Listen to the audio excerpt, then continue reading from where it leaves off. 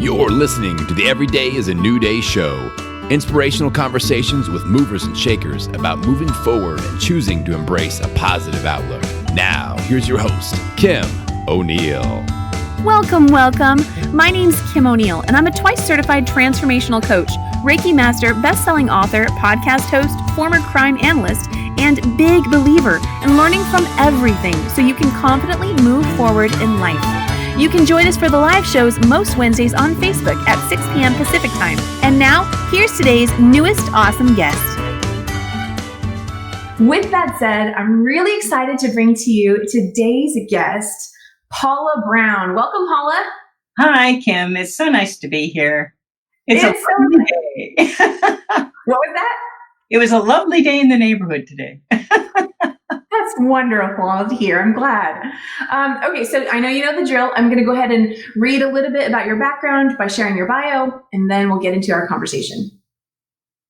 So, okay, for everybody who is meeting Paula Brown for the second time on the Every Day is a New Day show, Paula Brown is the ultimate guide in getting people and their pets unstuck and into mutual understanding and healing.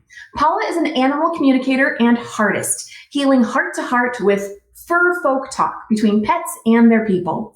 Her telepathic, energic reads and pet essence fine art connect the gift, needs, and hearts of people and their pets in both present and past moments.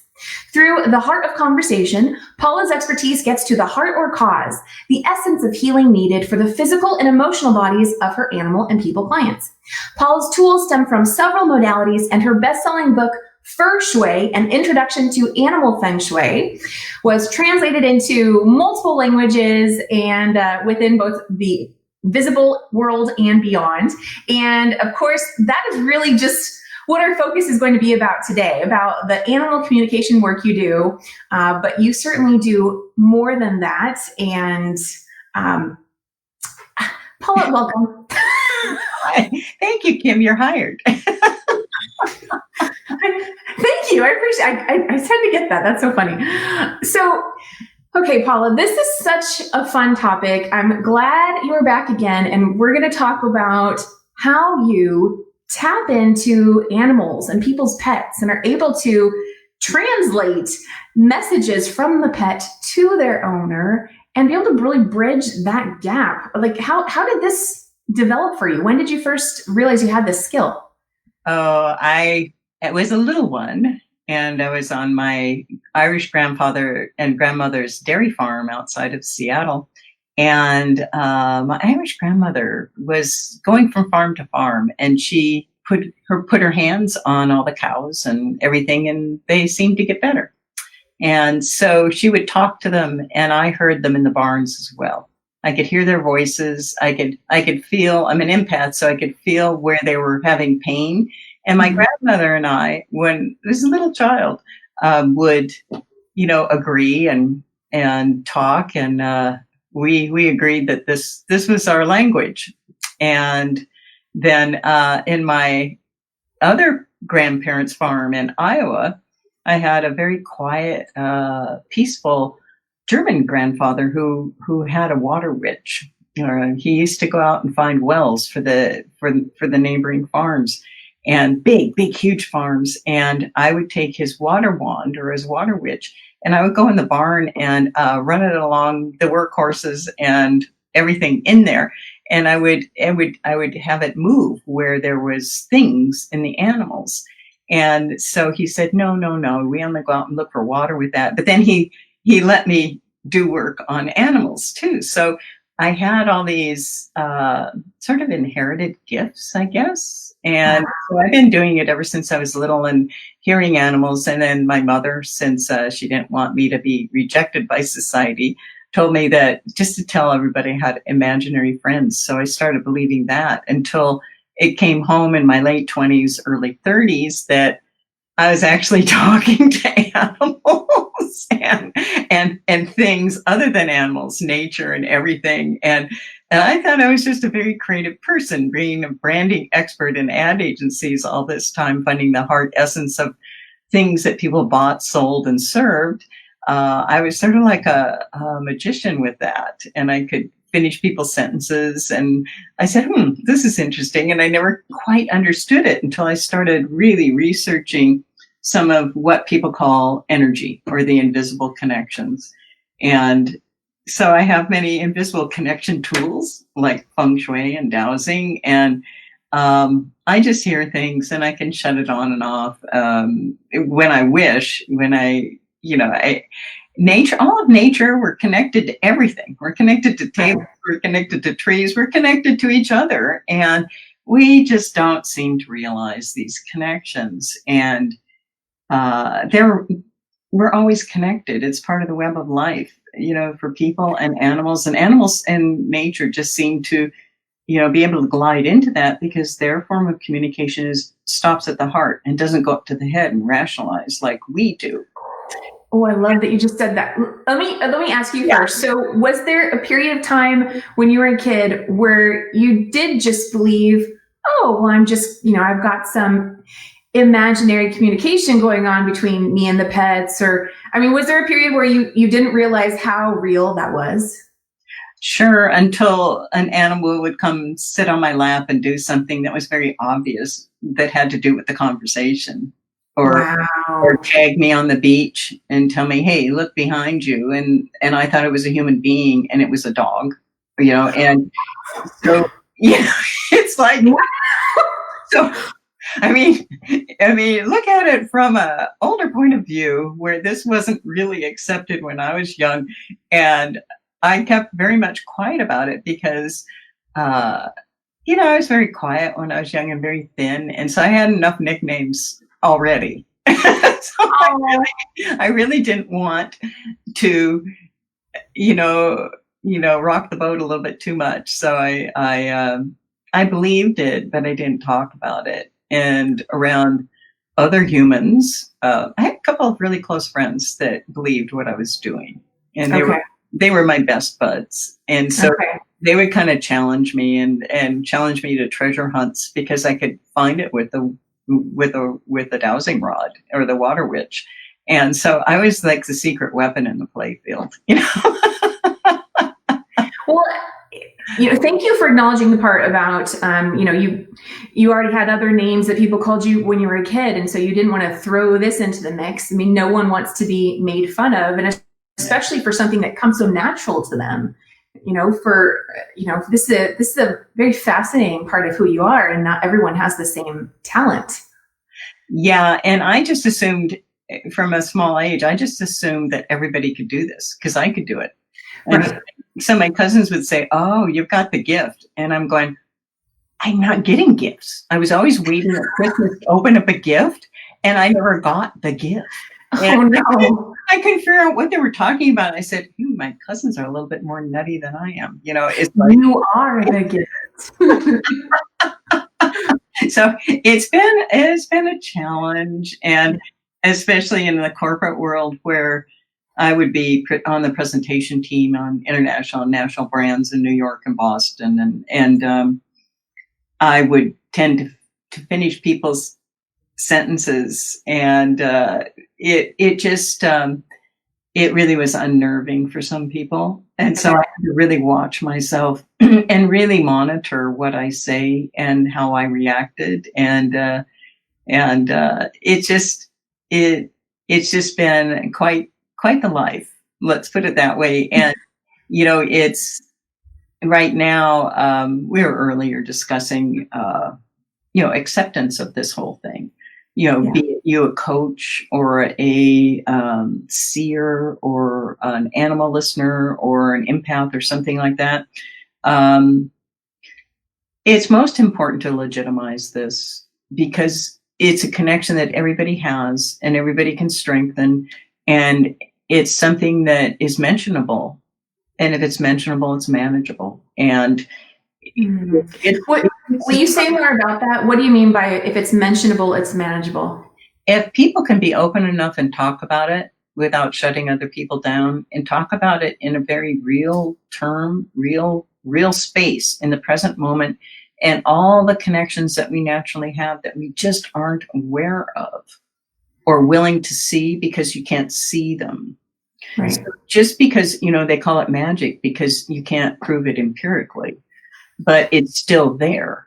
It's still there. The connection is there. And so I think with the different forms of physics now that are willing to look at this and discuss it, and I just think that's real positive. And, it's just real scary to get somebody out there that is really out there and a little bit over the boundary lines of, people who are more conservative and won't want to be discussing. Those are, like we were talking about, those are the sound bites people remember. Yeah. And this is all very legitimate and it's all very real. And by learning something like this, by learning a skill like this, and it is a skill, it is a process, it's just like anything else. It's like learning engineering. There's a process to this. And if you go via the process, you can open up your heart and you can hear, talk, and speak and feel from nature and animal. And once you open up that door, you're opening up your door to hear your own heart, to hear your own purpose, and to hear your own cause.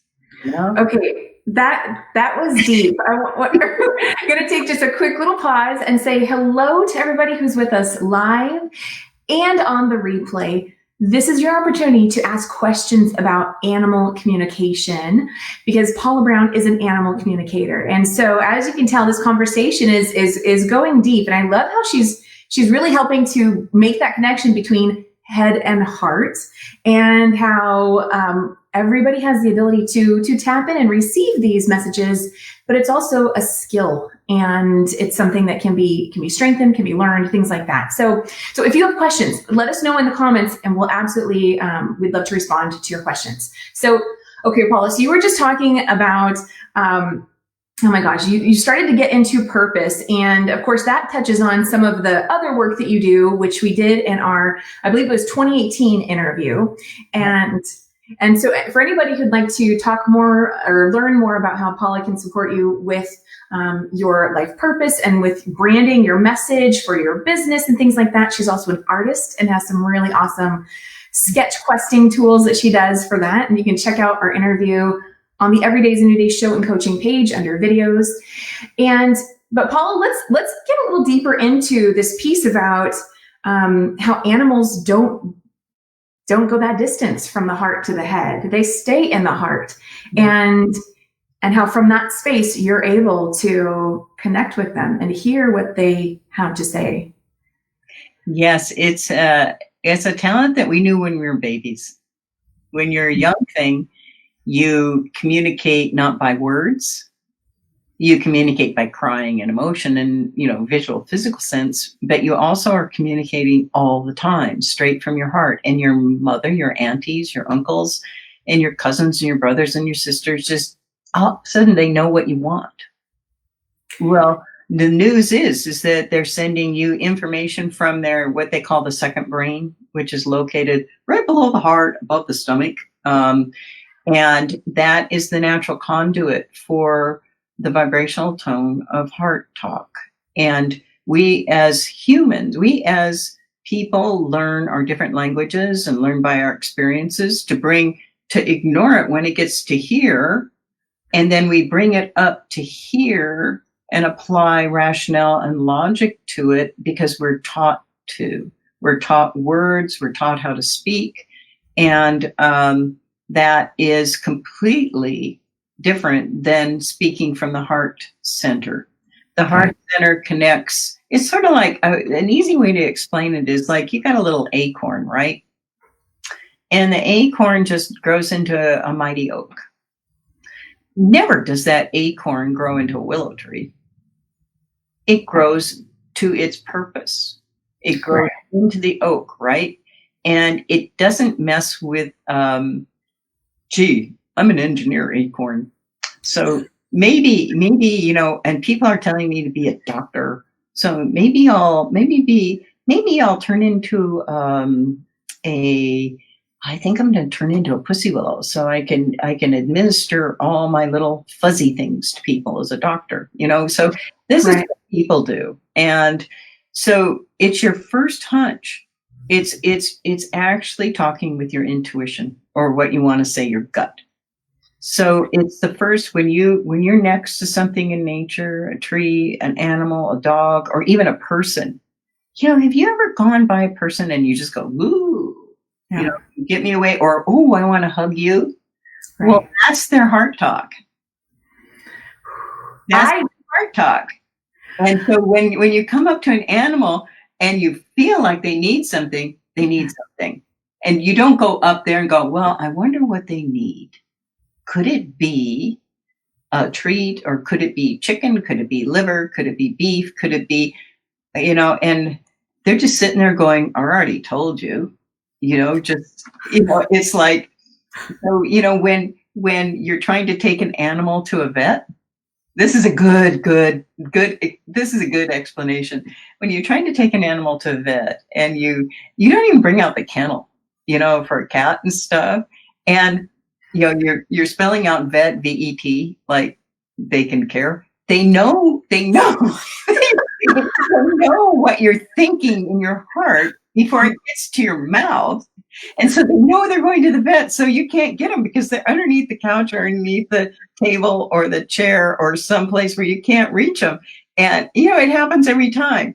You're just thinking about taking them to the vet. Man, they're gone. Bam,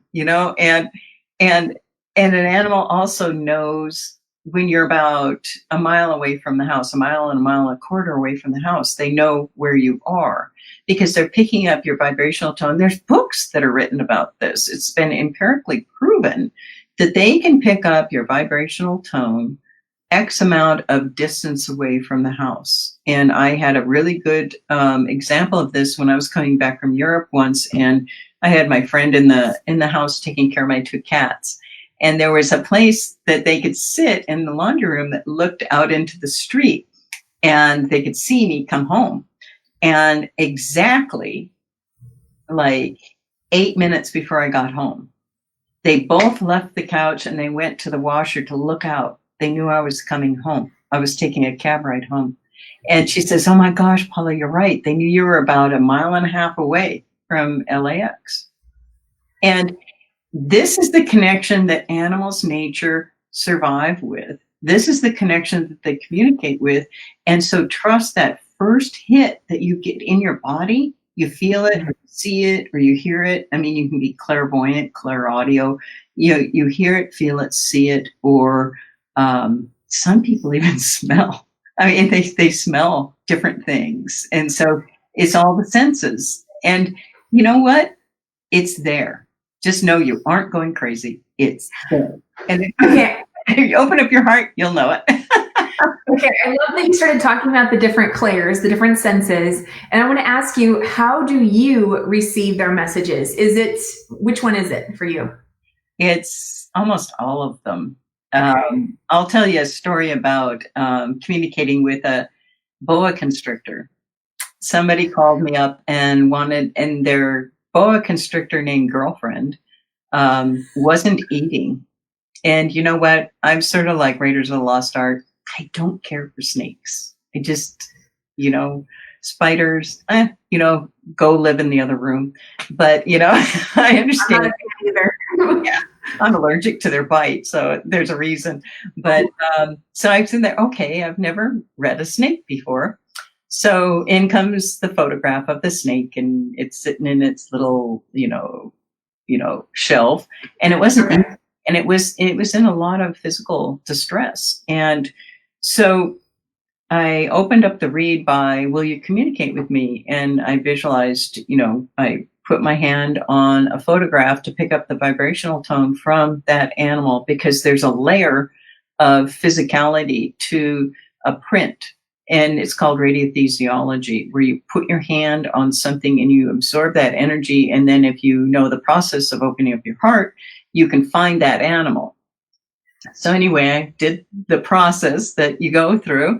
And here the snake comes to me visually, and she was going up the side of the wall along the door trim of a bedroom. And she was crawling up, and she then hung her head down and turned it and looked at me and says, "Yes, I'll talk to you. This is girlfriend." And I went, "Okay," made contact with the snake. Okay.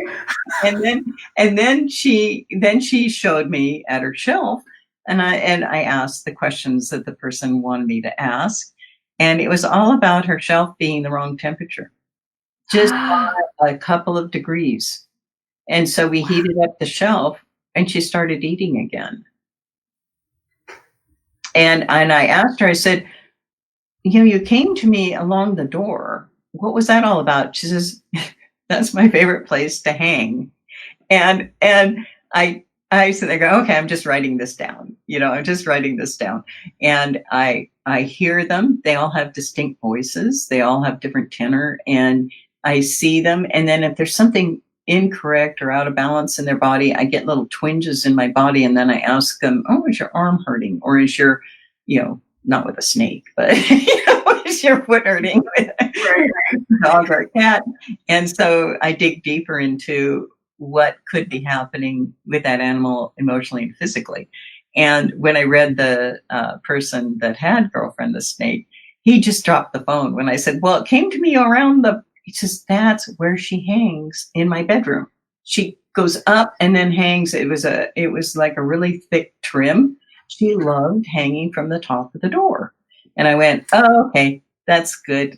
So, and some of my students, I just completed a 9-session class, online class for beginning animal communications, and everybody's different. A lot of my students just felt things and were able to communicate that way and be able to write it down. You just let your hand just do automatic writing when you're just feeling. A lot of students just saw it and then they didn't believe it. So if you don't believe it, you shut it down. And so it just takes practice of believing it and validation from other people when you're reading their animals that, "Oh yeah, that he was sleeping, or he didn't want to talk because he was eating at that time."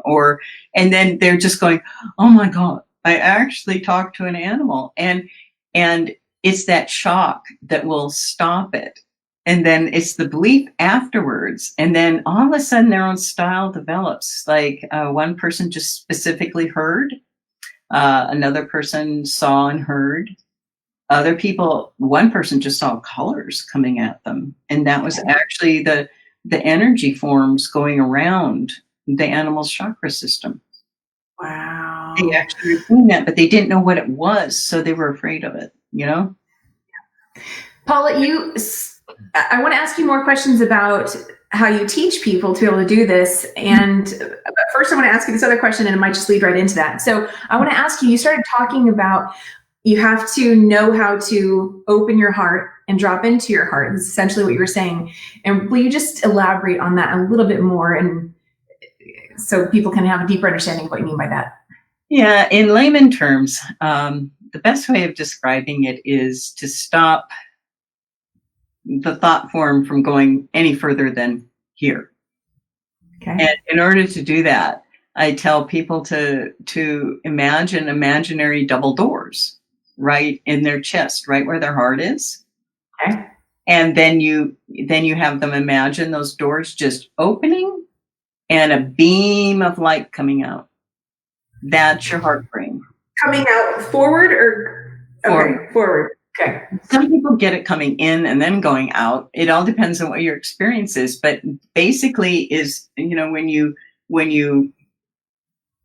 end your mind, if you start thinking about it, then you're in your head. If you just sit, relax, you have to be relaxed, and you have to actually, I like to have fun when I teach and when I do these things, because when you're in joy, you're in your natural state.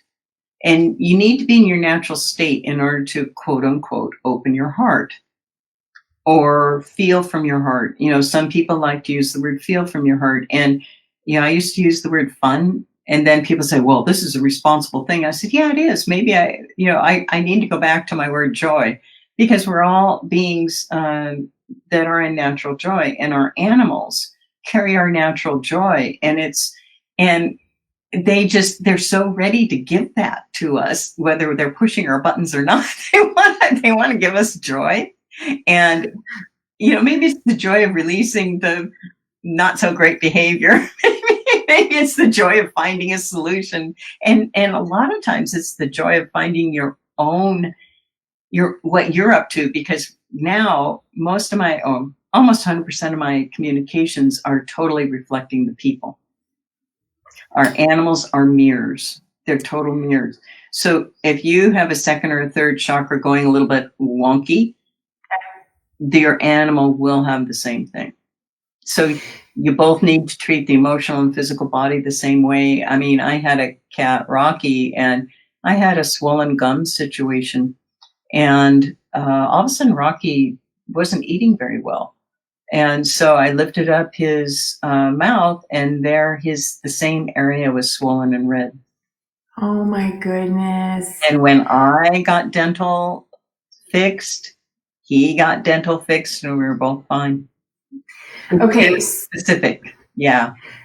So it's clear that, messages may have or animals may have different messages for their humans, but let me ask you, have you noticed any sort of universal type messages that animals or pets want their owners or humans around them to know? Most of it is animals find you. You don't find the animal. Okay. And most of it is specifically for the person. I mean, animals will run away from home, fake death, do the whole thing to be with the right person or not to be with a person. Oh, wow. And animals, gee whiz, when apartheid was going on really strong in South Africa, the dog community sort of merged and started doing violent acts. And that was reflective of the apartheid violence that was going on just before peace happened. And the dogs were absorbing so much of the community hatred and violence that they formed their own community. And it was really tough to do animal reads, especially dogs in South Africa, because they had enough. And so they were out chewing people up. And there were a lot of not so fun things happening.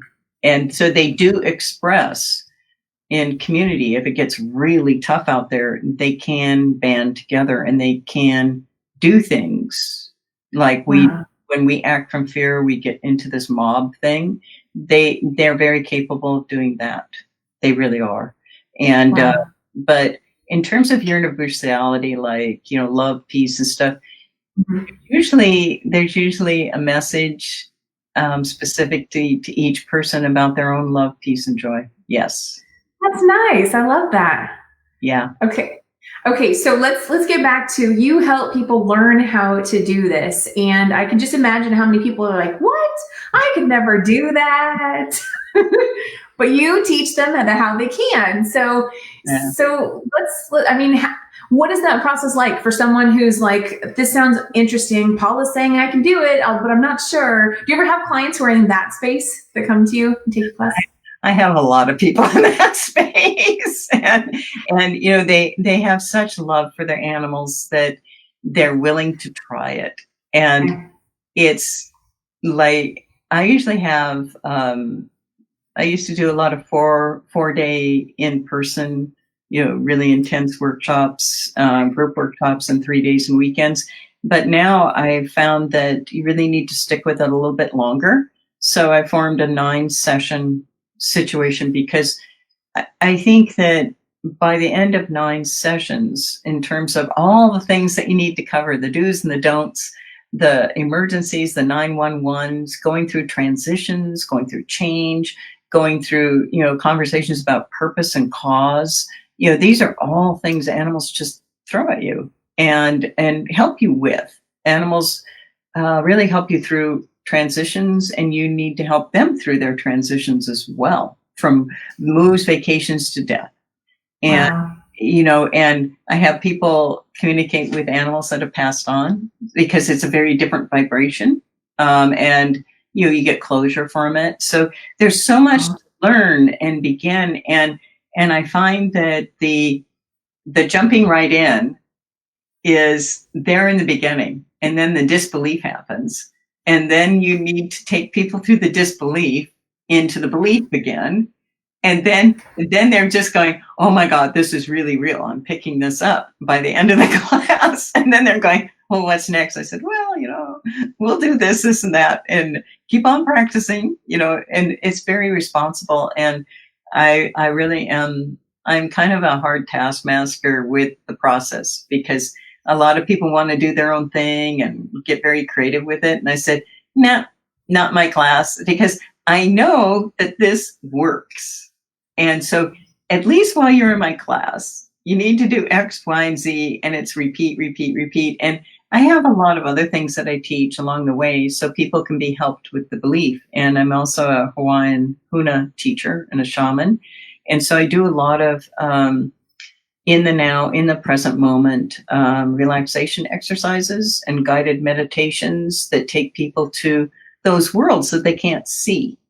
And then once they believe in those worlds that are there, I mean, their beliefs, it's really going into the worlds of your beliefs. And just because you can't see it doesn't mean that it isn't there. And so I think people need that foundation. So I have a lot of tools to do that, from dowsing to feng shui to, so there's a lot of relatability during those weeks that can help the ego the mind get wrapped around and says, oh, okay, this isn't going to hurt. I'm not going to be too embarrassed by this. So let's go ahead and do this.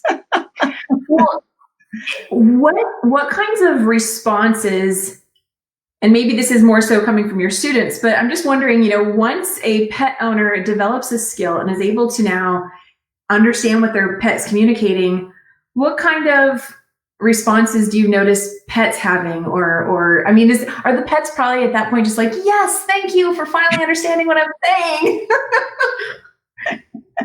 And there is a relief on both sides, because I believe that the biggest frustration that people come to me for is their feeling of separateness. They're being separate from their animal and knowing that it needs something or desires something, or their feeling of separateness from themselves or society. It's a feeling of separateness, and we're all siloed right now. And our animals provide us with that bridge to, comfort, to understanding, to clarity. And I think when people do this, they gain more confidence in every aspect of their life, because it opens the door to bigger thinking, and they're doing something a little bit different than the prescribed way of doing something. So it opens up their brain to think in a little bit more creative ways and to accept other people. It's a great acceptance tool. So the animal feels accepted and the person feels accepted. And so do you know what peace and joy that brings to clients and people? If you feel totally accepted for what you are at this very minute, that's what a communication does for many people. It also helps out with them finding out whether it's the emotional body, the physical body, the spiritual body, and we all have those bodies. And an ant has those bodies, so it's just knowing that, the more you know about the connections that you have with your pets, the more you don't know. And so it leaves them kind of quiet, but it really helps the connection from the animal to the person in knowing that that animal has delivered its purpose, its strengths, its reason to being with the purpose, whether it's to show it kindness, always kindness, or to show it loyalty, or to show it strength, or to show it beauty, or to show it. I mean, I've had many animals that have missions that would rather, I had a horse that would rather be sent to the slaughterhouse than to be an arena horse, because the horse wanted to help handicapped children. And he was, my gosh.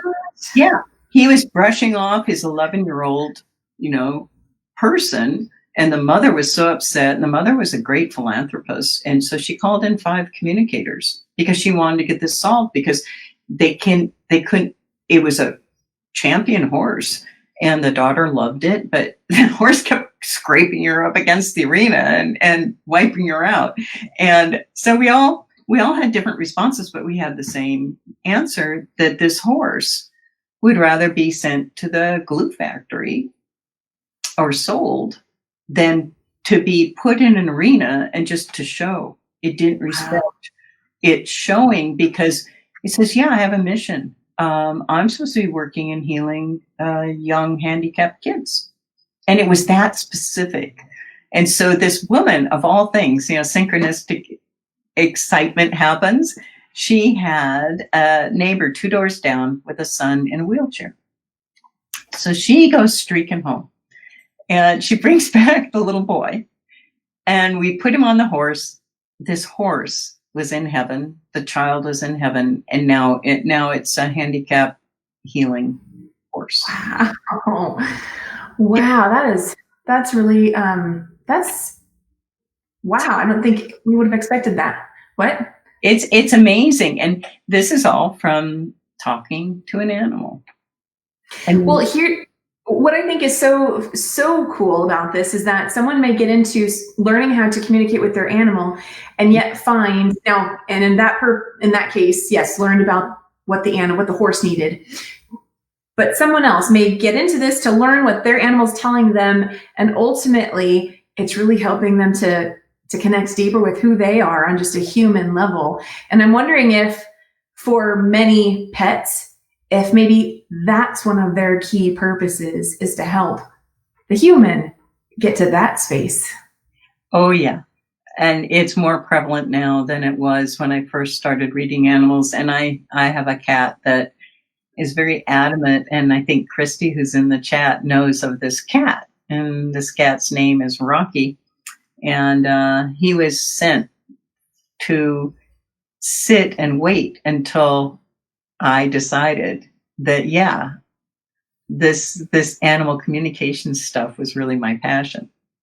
And he was very patient, and he helps from the other side. And yeah, and he actually goes into people's dreams and he gives people messages. And then I get a read from somebody, and I said, yeah, I get this hit asking, have you had any strange dreams yet lately? He says, yeah, this red tiger cat, came through, and the message was this. I said, oh, that was Rocky. He's visiting people at night. And I went, oh, okay, that's my cat, and he was very much known as a heart healer. And he still is. And when he passed away, he sent me this humongous rainbow, and there were no clouds in the sky, and people were out on the streets in the marina taking pictures of this rainbow, and the rainbow was going directly into my townhouse. Wow. Yeah. Yeah. So listen, energy is amazing, and everything's made out of energy. Our relationships, our objects, and why not find that joy and find that communication with that energy? And when people do this type of work, warning, the toughest animal to read is your own, because you have emotional and subjective assumptions. And so you start out by reading other people's animals, and in a class situation or workshop situation, people just sit with their eyes just bugged out after somebody reads their animal, and there's the other person's doing it for the first time. Says, Did I get it? And the other person's just like dropping themselves, and they said, how did you do that? And then they give a read to somebody else, and then the other person is like, I need to take a walk. How do you do this? And I'm going, it's all there. It's just all there. And so it's just fascinating. Everybody can do this. It's just that, I just tend to stream it. I'm a live stream. I don't know. Well, okay. So when you teach this, do you teach it? I think you teach it in person, correct? I used to teach it in person. Now I'm doing online classes. Okay, and, that's what I was going to ask. It's on Zoom, and then everything's archived, so you can check out the recording if you're having a busy day or whatnot. But it's been very interesting, because I personally wanted to find out if this is teachable, because it's so high touch.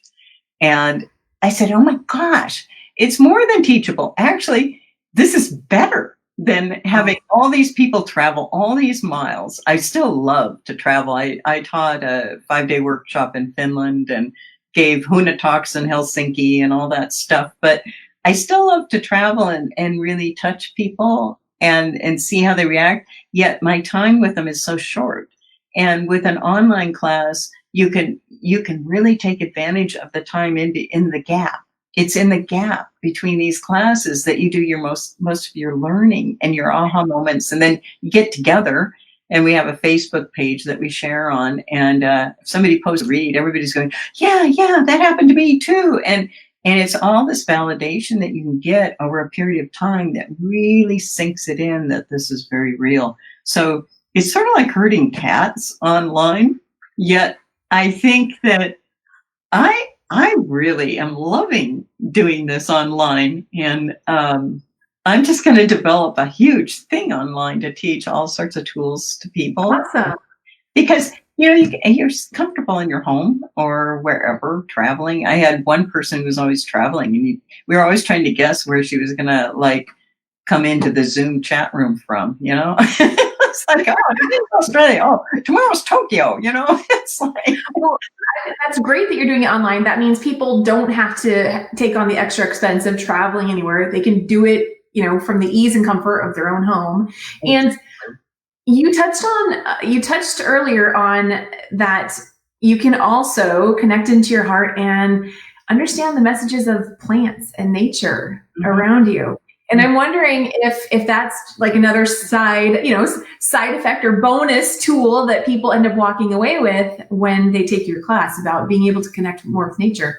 Yes, I do. I do specific energetic exercises and guided meditations with that. And so it, especially the Huna exercises, which are connected directly to nature and natural items. And I think it's so lovely to be doing remote communications rather than in-person communications with animals, because that even proves it more that all you need is a snap of energy. It's just energy.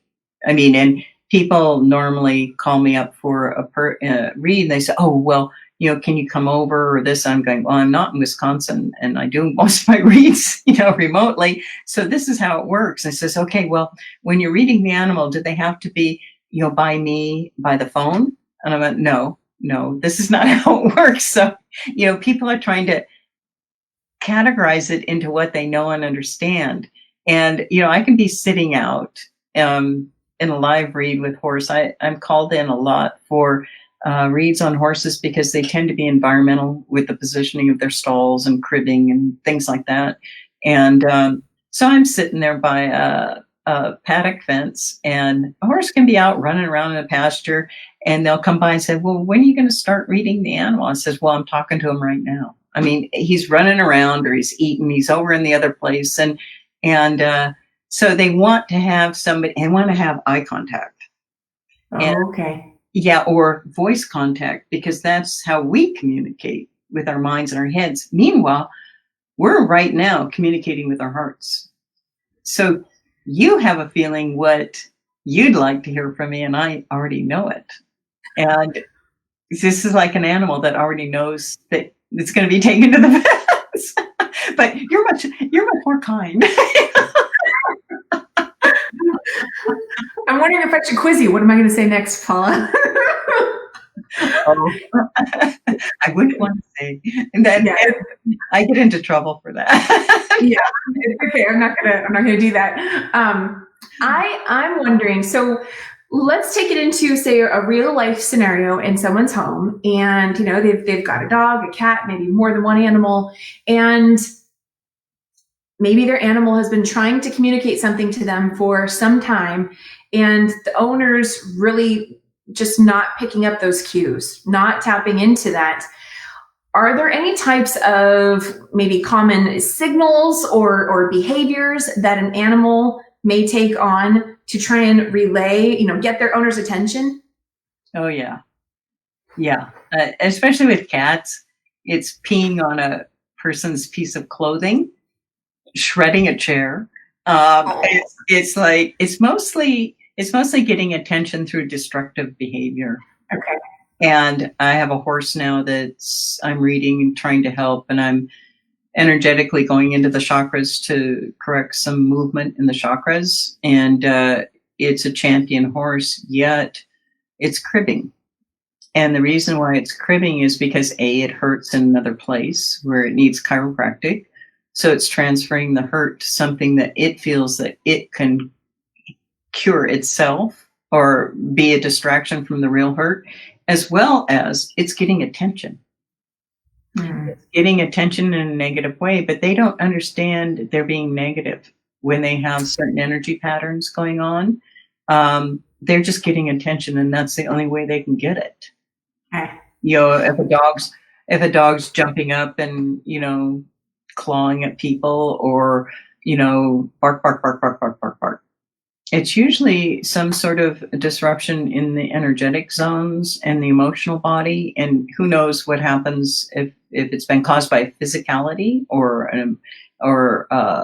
a shock, emotional shock or whatever, but it's happening, and that's how they know how to get attention. So most of it is either, you know, and some animals go real timid to get attention.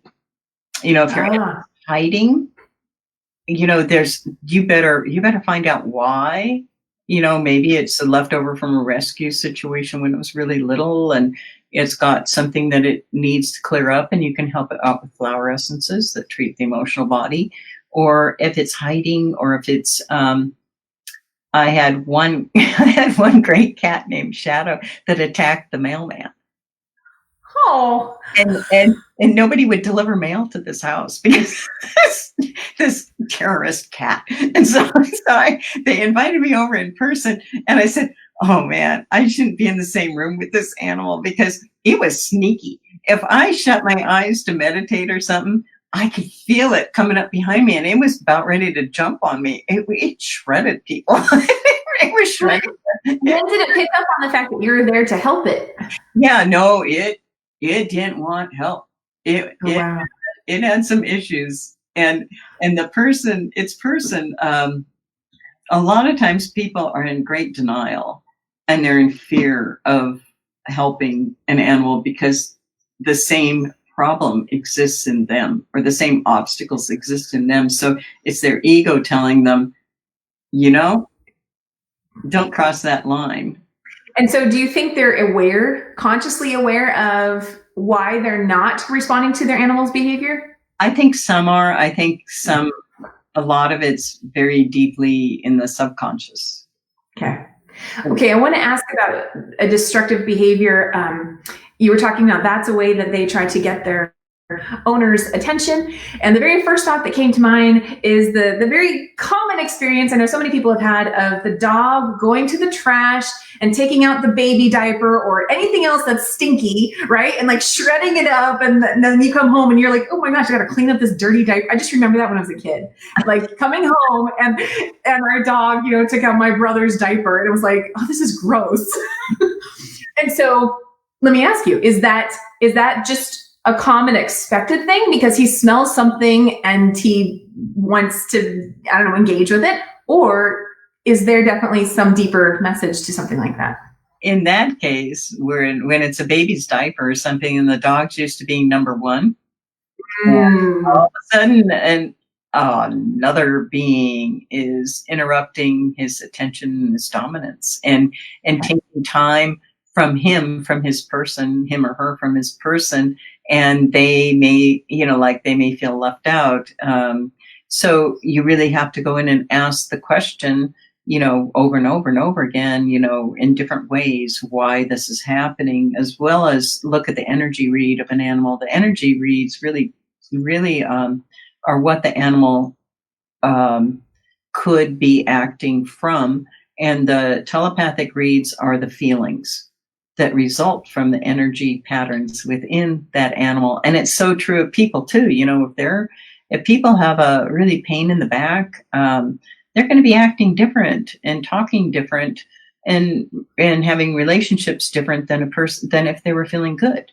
So it's the same thing. You gotta find the cause. And in a lot of animals, it's when a young being comes in, it takes the animal's love place.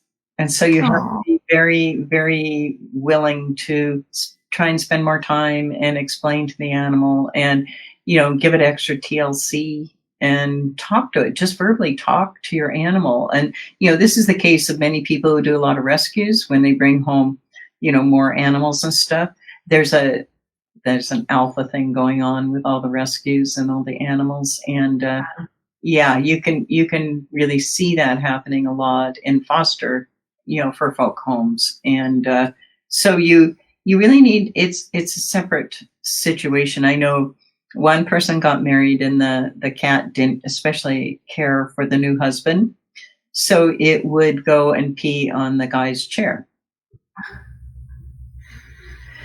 What do you do? What do you do about something like that? I mean, do the two of them have to become friends in order to smooth out that relationship, or? It would be preferable, yes. Most of the times you have to get rid of the chair because you can't get the scent out. Yet, it's a matter of, like I say, if it's mentionable, it's manageable. So if you can talk about it and, talk between the two people, and, animals don't mean to hurt their people at all. They don't. They have no. They think when you say no, that you're saying yes. No means yes. So if you yell at an animal, no, and it won't understand unless you attach it with spray bottle, like a trigger, a Pavlov, response, that's a negative thing, because they think you're saying yes. It's like if the dog's on a couch and he's not supposed to be on the couch and somebody starts saying no. What is a better way of doing it is say, you need to be on the floor. The couch is my space. Your space is on the floor. When you're on the couch, you're hurting me. And when you tell an animal that they're hurting you and they're at least halfway balanced emotionally and energetically, they don't realize it. And they're always shocked. And they go, oh, I didn't mean to hurt. They're not here to hurt you. And so a lot of people are afraid of animal communicators because they're afraid that they're going to be told on. That something not so great is going to come up. That doesn't happen. Well, and I imagine for the owner who's thinking that, I mean, I would just think, as long as your intention was never to hurt the animal, it's okay, right? You didn't know then, and now you have an opportunity to know moving forward. Yeah, it's they're not even aware that when they're doing something like shredding a couch or something like that, they don't know they're hurting you or your property. And that's the biggest thing. You can tell them, I'm genuinely hurt by this and you're ruining my property and that hurts me. It hurts your home. It hurts your chance of being in my home. It's very hurtful. And be very, very sincere about it. It's just not words. And boy, the animal will take note. And with, if you help it with the cause of its hurt, why it's doing it, it's from jealousy too. Animals get jealous, animals get angry, animals do all those things. And in my animal class, I have one cat named Makana, and he's a showman. He loves to teach. That's what he's here for. He's a teacher. And so he ran my class. He was like, okay, when am I going to teach? When am I going to teach? So I give the people the questions, and he's like giving them the answers before they even ask the questions. He's like, oh, okay, are you learning? This is Makana. And so he's running around the house going, she's so proud of me. I was her instructor, and then all of a sudden Rumi started acting really weird. And he was very quiet. And I thought, oh my gosh, I was reading his energy. I said, do I have to take him to the vet? Is he sick? Who's Rumi? Rumi is my other cat. He's a very shy cat. I have Rumi and Makana. And so I said, well, Rumi's very shy. And what's wrong? I thought something physically was wrong. And then all of a sudden, I get this thing in my head. Ask my students to ask Makana what's concerning Rumi. And it came back that Rumi felt left out because he wasn't teaching. And so then I had people read Rumi, and all of a sudden Rumi starts playing again. He's running up and down, ripping the house apart, and he's back to normal. Just want to be included. Yeah. And aren't they like people? Yeah, exactly. Yes. Okay, so we are nearing the end of our interview. Where can people connect with you beyond this and maybe sign up for your class? Where can they go? Yeah, I'm having my second beginner's class, and now it's been tweaked and perfected. And they can go to www.furfolktalk.com to look at the offering and join in there. Or you can get a hold of me at my regular website at www.animalhearttalk.com. There's 2 T's in there. And then you can also, all my information is on my website, and that's animalhearttalk.com. And the name of my business is The Heart of Conversation. So you can just Google that or get me on Facebook on the Heart of Conversation page. I have a business page, and just give me a buzz. And what I'd like to do is offer to the people that are listening tonight, I'd like to offer a 20-minute free consultation to see where they're at with their animals, or if they have any needs that I can help out with, or just chit chat about, some of the things that are happening with their animals. And maybe I can do a little bit of dowsing, a one yes/no question answer for them, for their animals, because I really feel that, Kim, you've done such a good job with presenting hope and civility and integrity to all your listeners. And this is what animals bring us every day, and we need to realize that in ourselves. So I'd like to offer that to the people who are listening. And all you have to do is mention, hey, I saw you on Kim's show. So there you go.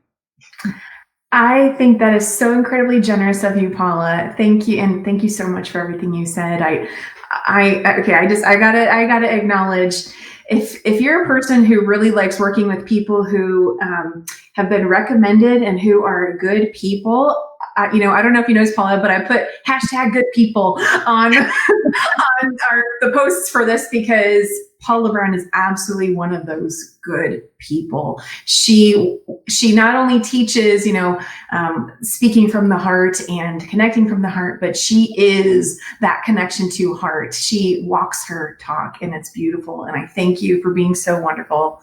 Thank you. Absolutely. So for those who would like to take advantage of that 20-minute consultation, call with you, what do they need to do for that specifically? Any special instructions on that, or?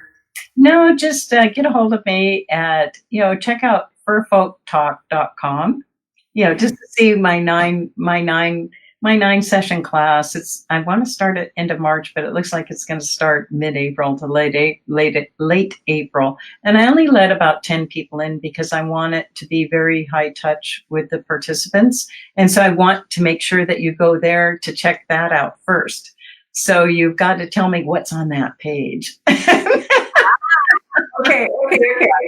Get a test. So go to furfolktalk.com, and then you've got all my information there in terms of, my phone number and my email. Just zip me an email and tell me what one of the nine sessions title is. There you go. There's the test. I like it. Okay, so just to spell that out for everybody, she said furfolktalk.com. That's FurFolkTalk.com. Furfolktalk.com. Yep. Awesome. Wonderful. Well, thank you to all those who are with us live. We have Betty saying, thank you for sharing your wisdom about animals. And, thank you for being here today. What I love about this conversation is, although it was focused on having that connection with your animals and your pets, what a beautiful, fascinating thing that in building that skill and that connection, you're ultimately building your connection to yourself. Exactly. And opening. Paula, I loved everything you talked about today, but I think that's my most favorite piece of this whole conversation about how it's not just with the animals. Once you open that connection to yourself, you get to have that with the animals, with nature, with other people, and ultimately just with yourself. Yeah. I think you like it so much because you're a master of bridging the head with the heart. And that's exactly what you do when you do this process. You have to, because you have to use both, and both are friendly, and both need to handshake and be in the same world. And I just love it when I see all the ahas going on. That's where I get my little jujubes for the day. Yes. I totally know what you're talking about. Okay, well, that is our show for today. Thank you for being here. Let us know what you're taking away. Wherever you listened or watched today's interview, let us know what you're taking away. Remember that every day is always a new day. Wherever you are today in this moment does not have to be where you are tomorrow, next week, next year. And making little choices, a shift in how you believe about, what beliefs you have about something, taking time to learn what it means to connect to your heart and open up that space. These kinds of tweaks really support you in being able to move forward and experience a completely different, more fulfilling type of life. So I hope you have a wonderful day, and we'll see you again next week for another Every Day is a New Day show. Have a wonderful day. Bye. And that's today's show. So, what are you taking away? Let me know down in the comments wherever you listened or watched today's episode, and connect with me on Facebook on the Every Day is a New Day show and coaching page, or visit KimO'NeillCoaching.com for more info. Remember, every day is always a new day. Wherever you are today does not have to be where you are tomorrow. There is always hope, and you will always be amazing. I'll see you next time.